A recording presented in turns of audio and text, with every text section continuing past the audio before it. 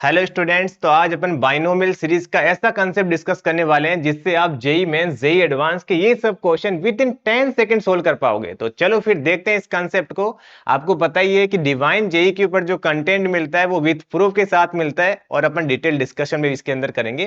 तो सबसे पहले अपना कंसेप्ट है वो ये है कि अगर हमारे पास बाइनोमियल कोफिशिएंट है वो प्रोडक्ट की फॉर्म में है और इनका जो लोअर इंडेक्स का मतलब जो नीचे लिखा होता है उनका अगर आप सम करते हो तो वो कांस्टेंट आता है।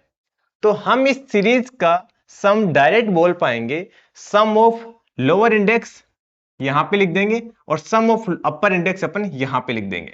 तो ये इतना अच्छा कंसेप्ट है जिससे आप बहुत सारे क्वेश्चंस चुटकियों में सोल्व कर सकते हैं।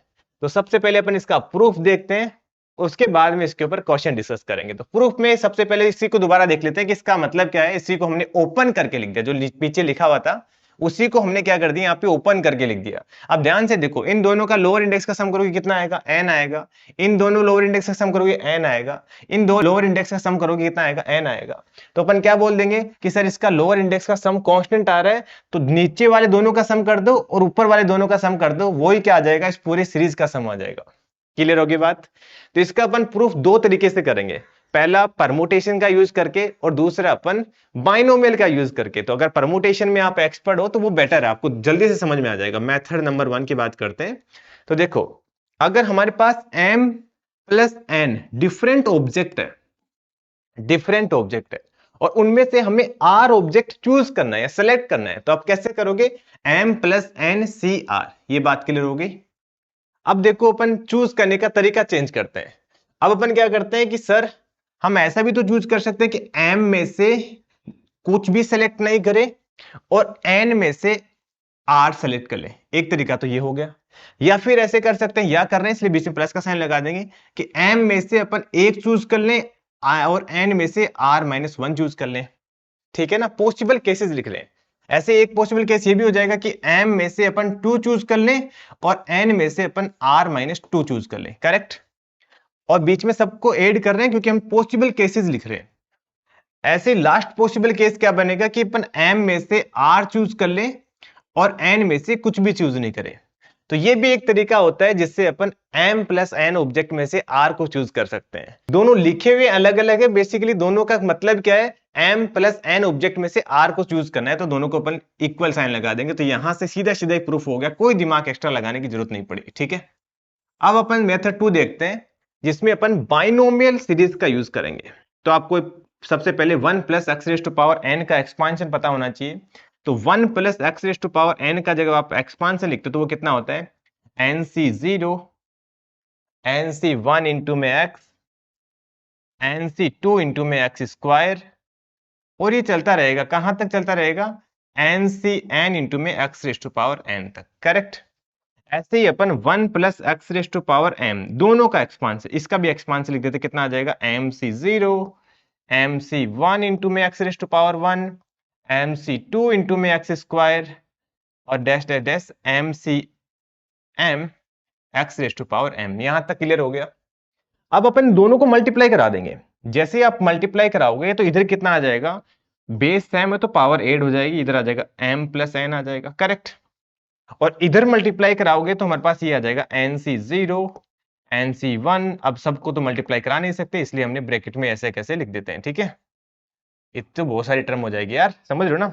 तो हमने क्या कर दिया, जस्ट ऐसे लिख दिया कि हाँ ऐसे हो जाएगा, क्या आ जाएगा, mcm x raise to power n। ये बात क्लियर हो गई। अब अपन क्या करते हैं, यहां से x रेज की पावर r का कोफिशिएंट देखते हैं।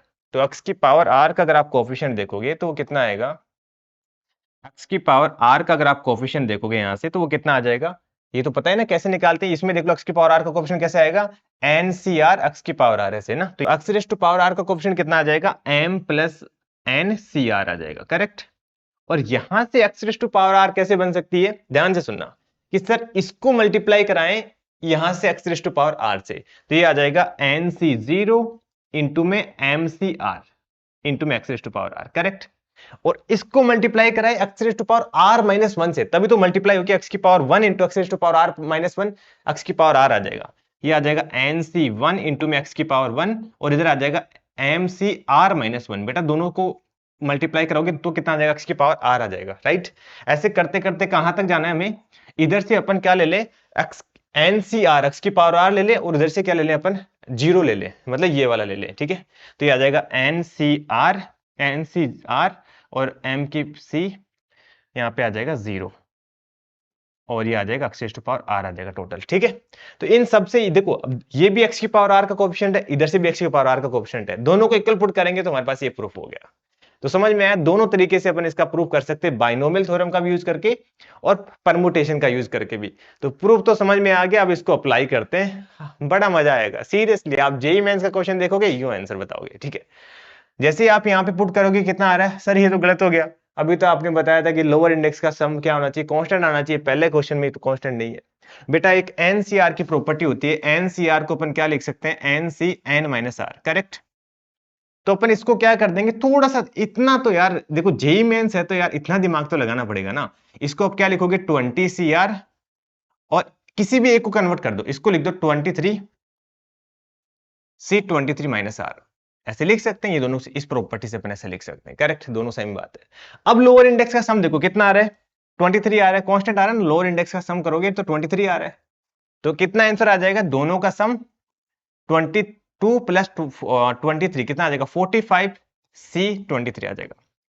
आई थिंक 10 सेकंड भी नहीं लगेगी, मुझे ऐसा लगता है, अगर आपको कंसेप्ट पता हो तो, ठीक है। ये तो समझाने में टाइम लग जाता है, बाकी तो 10 सेकंड नहीं लगती है। तो कौन सा ऑप्शन आ जाएगा, 45C23, ऑप्शन बी करेक्ट आ गया। ऐसे ही नेक्स्ट क्वेश्चन देखो, अब नेक्स्ट क्वेश्चन में फिर से दिक्कत आ गई, सर ये तो आपने बोला था उस फॉर्म में तो है ही नहीं बेटा, थोड़ा सा तो, फिर मैंने बोला क्या, इतना दिमाग तो लगाना ही पड़ेगा, सीधा सीधा थोड़ा ना पूछेगा आपसे।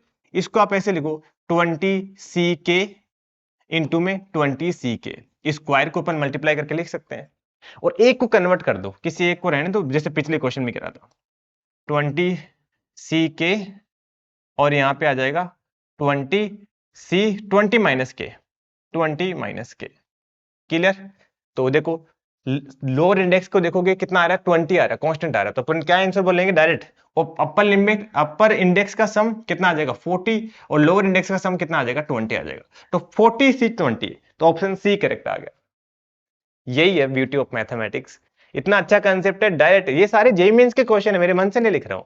अभी वाला क्वेश्चन है, इसमें तो सीधा ही अप्लाई हो रहा है, इसमें आपको कोई टेंशन लेने की जरूरत नहीं है। 12C6, तो 12C6, अब इसमें वैल्यू निकालनी पड़ेगी, थोड़ी बहुत मेहनत तो करनी पड़ेगी। तो 12C6 वैल्यू की, इसकी वैल्यू निकाल के आप कमेंट करके बताना इसका करेक्ट आंसर क्या है, ठीक है।